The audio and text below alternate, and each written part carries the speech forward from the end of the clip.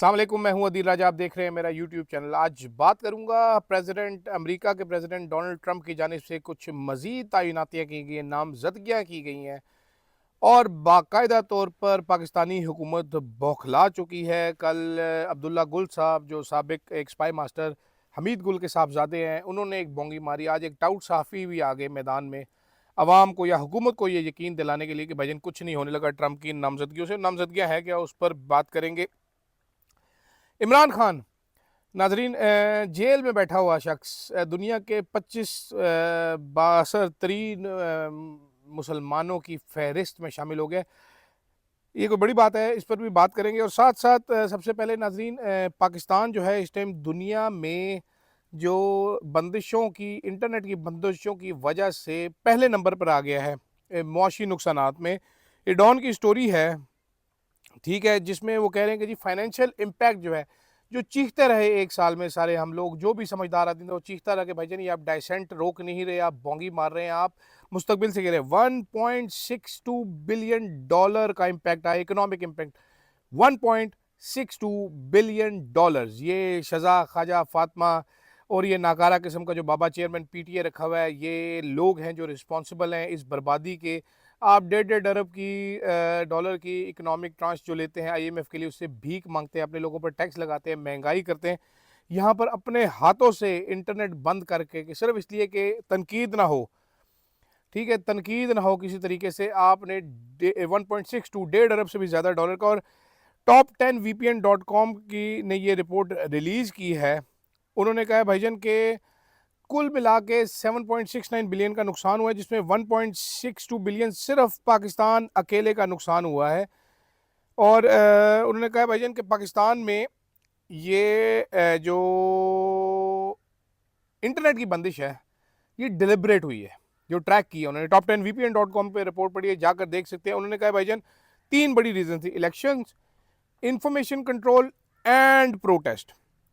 9,735 घंटे उन्होंने कहा है और 82.9 मिलियन यूजर्स को इम्पैक्ट किया है। उन्होंने कहा भाईजान जो एक्स से बंदिश की गई है वो सबसे कॉस्टलीस्ट पड़ी है। एक्स की बंदिश से 1.34 बिलियन का नुकसान हुआ है। बलूचिस्तान में बलोच यकजहती कमेटी की जब एहतजाज हो रहा था, उस पर बंदिश की गई। उन्होंने कहा भाईजान कि नेट ब्लॉक्स जो है उसने भी कैलकुलेट की है, कॉस्ट एस्टिमेट, इकोनॉमिक, सारी वाशिंगटन बेस के ग्रुप्स ने भी की है, इन सब ने रिलाई की है, पावर आउटेजेज की है इन्होंने स्पेसिफिक ऐप्स को बंद करने के लिए। साथ साथ उन्होंने जो लिखा है, शर्मिंदगी की बात यह है, वो कहते हैं सूडान और बर्मा म्यांमार जो है, इससे भी ज़्यादा हमारे मुल्क में आउटेजेस हुई हैं।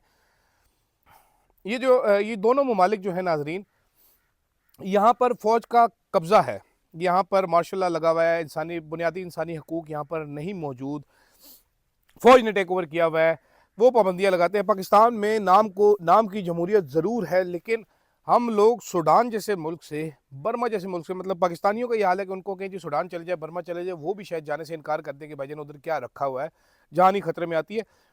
हम लोगों ने अपने मुल्क को उससे भी ज़्यादा अपने हाथों से नुकसान पहुंचाया। अब ये सोचें कि ये कौन है ये मुजरिम, ये इतने बड़े मुजरिम है इस कौम के, इतनी बड़ी गफलत। ये शजा ख्वाजा फातिमा, क्या एक नेपो बेबी जिसने ज़िंदगी में कुछ, उसको आईटी के बारे में पता नहीं, ख्वाजा आसिफ की भांजी भतीजी होने की वजह से, रिश्तेदारी की वजह से उसको ये पोस्ट दी गई है, क्या वो इस ओहदे पर रहना डिजर्व करती है? दूसरे नंबर पे वो जो चाचा हमने पीटीए वाला रखा हुआ है, लेफ्टिनेंट जनरल, रिटायर्ड फौजी है, पूरी ज़िंदगी उसने जंग की तैयारी की है, लड़ने की तैयारी की है, उसका क्या काम है पीटीए को रेगुलेट करने का?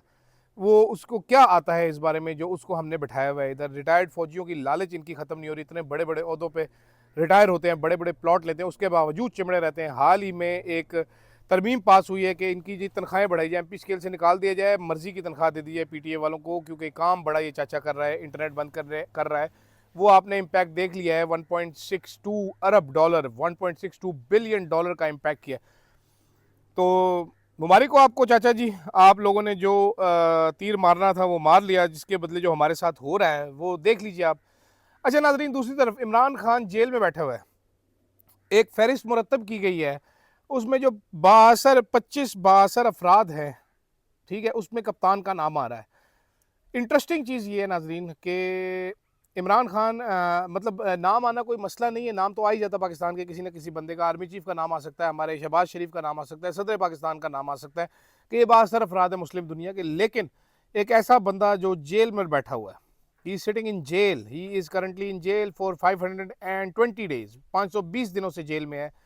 ओहदा ना लिख देता है अगले ने। इंटरनेशनल पब्लिकेशन है, उन्होंने जो फहरिस्त मुरतब की है उसके मुताबिक उन्होंने नाम देखे ना इमरान खान के पास हुकूमत है, ना इमरान खान के पास कोई टैंक बंदूकें हैं कि इसकी ताकत हो। अवाम की ताकत, ये अवाम की ताकत है, अवाम की इज्जत है कि जेल में बैठा हुआ एक शख्स जिसको ये लोग कभी इंतशारी टोला DGI-SPR कभी आगे कहते हैं, कभी ये लोग क्या कहते हैं, कभी इमरान खान को ये लोग क्या क्या उसके बारे में कहते रहे, ठीक है। और एंड पे रिजल्ट ये निकल रहा है कि दुनिया मान रही है कि भाई जन 25, इसमें कोई शहबाज शरीफ का नाम नहीं है, जन नासिर मुनीर का नाम नहीं है, आसिफ अली जरदारी का नाम नहीं है, नवाज शरीफ का नाम नहीं है, मरीम नवाज का नाम नहीं है, इमरान खान का नाम ही है। अच्छा, अब आखिर में आ जाते हैं नाजरीन, डोनाल्ड ट्रंप साहब ने 2 मजीद नामजदगियाँ की हैं। एक तो उन्होंने मॉर्गन साहिबा को नॉमिनेट किया deputy special presidential envoy for Middle East. 2020 में उन्होंने एक इंटरव्यू दिया था इंडिया को, जिसमें उन्होंने कहा था कि जी वही बात, पुरानी बात, बाजवा जो झूठ बोलता रहा, वही पुरानी बात कि इमरान खान के दौर में अमेरिका और पाकिस्तान के हालात, पाकिस्तान के मामलात बहुत अच्छे थे, बहुत दुरुस्त थे। इमरान खान की प्रेसिडेंट ट्रंप के साथ एक पर्सनल रेपो थी जो कि चल रही थी। अभी रिजीम चेंज के बाद शहबाज शरीफ बाइडन इंतज़ामिया के दौर में ज़रूर मसला हुआ था नाजरीन, लेकिन अभी पाकिस्तान का वो कह रहे हैं कि जी जो ताल्लुकात थे, जो सारे ताल्लुकात ख़राब हुए वो शहबाज शरीफ के दौर में या इमरान खान के जाने के बाद ख़राब हुए, इससे पहले तक मामलात बेहतर थे। इसके अलावा जो ट्रंप ने एक और नॉमिनेशन की वो है टैमी ब्रूस। टैमी ब्रूस नाजरीन, इलेक्शन से 2 दिन बाद इन्होंने shocking opposition victory throws Pakistan into chaos, Imran Khan की जीत पर उन्होंने लिखा था। The party of Imran Khan, the gelled former prime minister, took the most seats, humiliating the countries military rulers and creating a political crisis. तो ये टैमी ब्रूस साहिबा जो हैं अब ये भी आ गई हैं ट्रंप की एडमिनिस्ट्रेशन में, मॉर्गन साहिबा भी आ चुकी हैं ट्रंप की एडमिनिस्ट्रेशन में। तो इमरान खान के हक में आवाज़ें बढ़ती जा रही है ट्रंप एडमिनिस्ट्रेशन में। रिचर्ड ग्रिनेल पहले ही थे, कांग्रेस की तरफ से रो खन्ना जैसे और भी बहुत सारे लोग जो हैं जो इमरान खान के हक में आवाज़ें उठा रहे हैं। ऐसे में मेरा ख्याल है बिल्कुल ही घबरा गई है ये हुकूमत कि कल अब्दुल्ला गुल साहब आए, फिर वो हमारे जो टाउट साफ़ी हैं नकली बालों वाले मुनीफ फ़ारूक साहब वो भी आए, उन्होंने बताया कि जी कोई मसला नहीं है, रियासत पाकिस्तान जो है इस रजीम ने बात कर ली है सऊदी अरेबिया से, सऊदी अरेबिया से वो बात कर ली है कि सऊदी अरेबिया जो है वो प्रेशर डालेगा अमेरिका के ऊपर ताकि अमेरिका इमरान खान की रिहाई की बात ना करे। वेरी नाइस, बड़ी अच्छी लॉजिक है नाजरीन। आपको अगर अकल आ जाए मुनीफ फ़ारूक साहब को या अब्दुल्ला गुल साहब को, तो खैर बिल्कुल ही अकल नहीं आनी, तो मुनीफ फ़ारूक साहब ज़रा ये तैनातियाँ देख लेते और मज़ीद जो होने जा रहा है वो देख लेते, वो अपने ही पावर कॉरिडोर्स में देख लेते कि इस टाइम पाकिस्तान के जो एम्बेसडर टू US है उनको नालायक, निकम्मा और ना जाने किस किस नाम से पुकारा जा रहा है, वो पाक पैक की ताकत को देख लेते और ये अनाउंस करते, बजाय इनके कि उन लोगों को मुल्क दुश्मन करार देने के, पाक पैक को करीब लेके आते ताकि वो पाकिस्तान के लिए ओवरऑल काम ज़्यादा कर सकता। अभी तक तो वो सिर्फ इंसानी हकूक़ पर काम कर रहा है या फंड्स इकट्ठे करने के लिए काम करता है। तो उनको शायद ये बातें करने की ज़रूरत ना पेश आती कि हम सऊदीया से बात कर लेंगे, हम हिस्स से बात कर लेंगे। सऊदीया का ज़रूर इन्फ्लुएंस हो सकता है अमेरिका के ऊपर, लेकिन America is the super power, Saudi Arabia is not the super power. And मेरा नहीं ख्याल कि जिन लोगों ने ट्रंप को इस शर्त पर वोट दिया है कि वो बाहर निकल कर इमरान खान को रिहा करवाएगा, उन सऊदीया उनसे ज़्यादा इन्फ्लुएंस डाल सकेगा डोनाल्ड ट्रंप के ऊपर कि भाईजान आएँ और आप बात ना करें, पाकिस्तानियों से हमारी बात हो गई तो हम कर रहे हैं।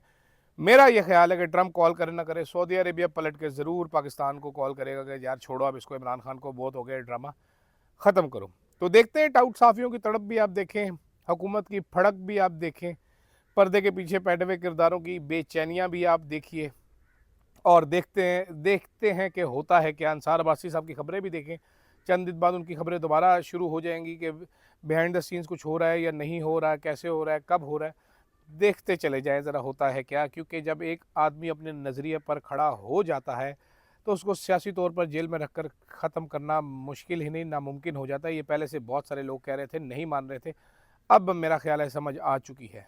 फ़िलहाल के लिए नाजरीन इतना ही, इजाज़त दीजिएगा, अल्लाह हाफ़िज़।